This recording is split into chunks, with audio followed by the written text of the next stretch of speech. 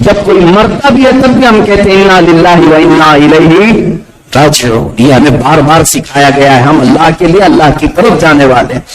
جس کے ذہن و دماغ میں یہ ہو کہ مجھے لوٹنا ہے شہنشاہ اعظم کے دربار میں، تو اتنا پیر نہیں پسارتا، اتنا رائتا نہیں پھیلاتا.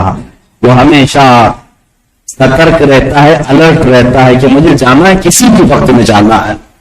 گرام وقار، بہت مختصر سی ہمارے پاس زندگی باقی ہے. بہت جلدی ہمارے گھروں پر دستک ہونے والی ہے. ملک الموت کے متعلق فرمایا گیا ہر دن وہ ہر بندے کو ایک بار ضرور دیکھ کر کے جاتے ہیں. آج بھی ہمارے گھر آئے ہوں گے، وہ ضرور دیکھ کر کے جاتے ہیں ہر ایک کو. اور جس کی موت آنے والی ہے اس کو دن میں 3 بار دیکھتے ہیں. تیسری مرتبہ آ کر کے روح قبض کر جاتے ہیں.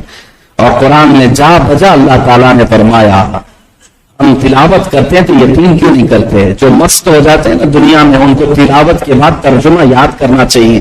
جگہ جگہ رب تعالیٰ فرماتا ہے الیہ راجعون الیہ ترجعون، اس کی طرف تم لوٹائے جاؤ گے، اس کی طرف تم آنے والے ہو واپس. یہ جملہ بہت ہدایت کا ہے، بہت ہدایت کا ہے. سب کو لوٹنا ہے. جب کوئی مرتا بھی ہے تب بھی ہم کہتے ہیں انا للہ و انا الیہ راجعون. یہ ہمیں بار بار سکھایا گیا ہے. ہم اللہ کے لیے اللہ کی طرف جانے والے. جس کے ذہن و دماغ میں یہ ہو کہ مجھے لوٹنا ہے شہنشاہ اعظم کے دربار میں، تو اتنا پیر نہیں پسارتا، اتنا رائتا نہیں پھیلاتا. وہ ہمیشہ سترک رہتا ہے، الرٹ رہتا ہے کہ مجھے جانا ہے، کسی بھی وقت میں جانا ہے. مولانا روم رحمت اللہ تعالیٰ علیہ فرماتے ہیں ایک بادشاہ نے اعلان کیا تھا کہ آج میرا موڈ ہے، میں انعام سے نوازوں گا. اور وہ طریقہ یہ ہے کہ کوئی بندہ اپنے ہاتھ میں لکڑی لے لے، زمین پہ گھیرا لگائے دائرہ، اور جتنا لمبا دائرہ لگائے گا اتنی زمین اس کو انعام میں دوں گا. لیکن شرط یہ ہے کہ سورج ڈوبنے سے پہلے پہلے وہ دائرہ مکمل ہونا چاہیے. ایک وزیر نکلا اپنے ہاتھ میں لکڑی لے کر کے، کھینچتا ہوا بھاگتا ہوا کہ جتنی جگہ گھیر سکتا ہوں گھیر لوں. وہ لکیر بناتا بناتا بھاگا، اتنے کلومیٹر بھاگ گیا، دوپہر ہو گئی، واپس آنے کا من نہیں کر رہا تھا. آج جتنی زمین گھیرنا ہے گھیر لوں. دوپہر کے بعد جب پلٹنے لگا کہ واپس اپنے پوائنٹ پہ تو پہنچنا ہے، نہیں تو کچھ نہیں ملے گا، اب تھک گیا. اتنا تھکا کہ سانس پھولنے لگی، عصر کا وقت ہو گیا. قریب تھا وہ جگہ جہاں سے اس نے شروع کیا تھا، پہنچنا تھا، قریب تھا، لیکن بے حال ہو گیا، بے بس ہو گیا. پھر بھی طاقت جمع کر کے بھاگتا رہا. سورج ڈوبنے کو قریب تھا، آخری، اور یہ اپنے اس پوائنٹ پر جا کر پہنچ گیا سورج ڈوبنے سے پہلے، لیکن اپنی لکڑی کے ساتھ زمین پر گر گیا. بادشاہ اور اس کے وزیر سب کے انتظار میں تھے. بہت لمبی جگہ گھیر کر کے آیا تھا، کتنے کلومیٹر کی، آج سب سے ملنے والی تھی. لیکن جیسے اس پوائنٹ پر آ کر گرا، سانس اتنی پھول چکی تھی کہ وہیں اس کا انتقال ہوا، مر گیا، لے نہیں سکا. اور تاریخ میں فرمایا گیا بادشاہ نے اٹھایا اور اس کے بعد کہا اس بندے کو یہی دفن کرو، جہاں گرا ہے وہیں دفن کرو. وہیں قبر کھودی گئی، وہیں دفن کیا گیا. زیرک بادشاہ، عقل مند بادشاہ، اس نے اس پر قبر پر ایک کتبہ لکھ کر کے لکھوایا، ایک لگوایا لکھوا کر کے کہ اس کی قبر پر لکھو اس کو ضرورت اتنی بھی تھی جتنے میں سویا ہے اور دوڑتا رہا خامخواہ، اور ضرورت اتنی ہی کی تھی. یہی حال ہے آسمان چھونے والی عمارتیں جنہوں نے آج بنائی عرب میں، وہ بھی ایسی جگہ سوئے ہوئے ہیں جہاں کروٹ بھی نہیں لے سکتے.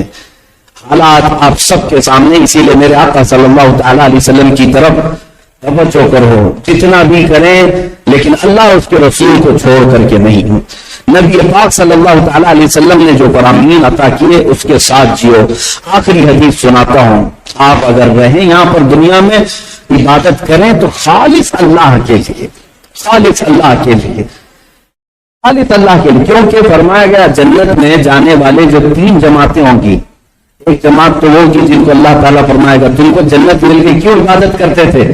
وہ کہیں گے مولا تیری جنت بہت حسین ہے، ہم نے بہت سنا تھا، ہمیں جنت چاہیے تھا. اللہ فرماتا ہے ٹھیک ہے تمہیں جنت دی گئی، جاؤ. جنت کی طلب میں عبادت کرنے والوں کو بھی جنت دی گئی. دوسرا ایک گروپ جنتیوں کا، ان سے پوچھا جائے گا تم کیوں عبادت کرتے تھے؟ وہ کہتے ہیں مولا تیری دوزخ سے بڑا ڈر لگتا تھا، بڑے ہولناک عذابات ہم نے حدیث اور قرآن میں سنے تھے، اس سے بچنے کے لیے ہم عبادت کرتے رہے۔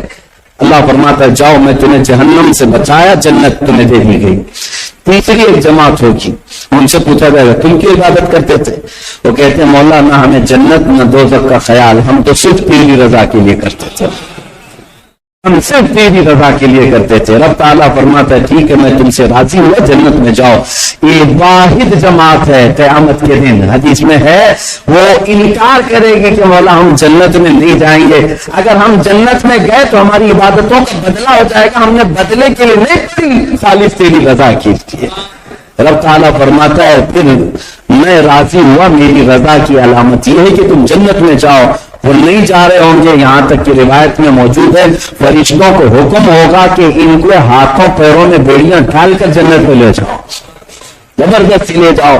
اللہ اس مخلص جماعت میں ہمیں بنائے جو بے غرض اور بے طلب اللہ کی رضا کے لیے ہم عبادت کرتے رہے۔ مولا کریم بچی ہوئی زندگیاں ہمیں اپنی رضا کے لیے گزارنے کی توفیق عطا فرمائے۔ رب ذوالجلال تیرے دربار میں دعا یہ ہے، کام وہ لے لیجئے تم کو جو راضی کرے، ٹھیک ہو نام رضا تم پہ کروڑوں درود۔ اے رب قدیر ہمارے اس جمعہ کو قبول فرما لے، ہماری اس جمعہ پاک میں جتنے حاضرین آئے سب کے دلوں کو تیری عبادت کے لیے مخلص بنا دے۔ اے اللہ ہماری پیشانیوں میں تیرے سجدوں کی طرف دے دے، ہماری آنکھوں کو تیرے حبیب کا نور عطا فرما، ہمارے دلوں میں سرور عطا فرما۔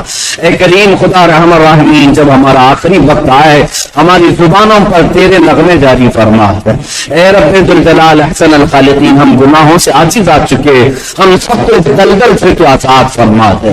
اے اللہ ہمیں وسوسوں سے بچا لے، شیطان کی شرارتوں سے بچا لے، نفس امارہ کے بہکاوے سے بچا لے۔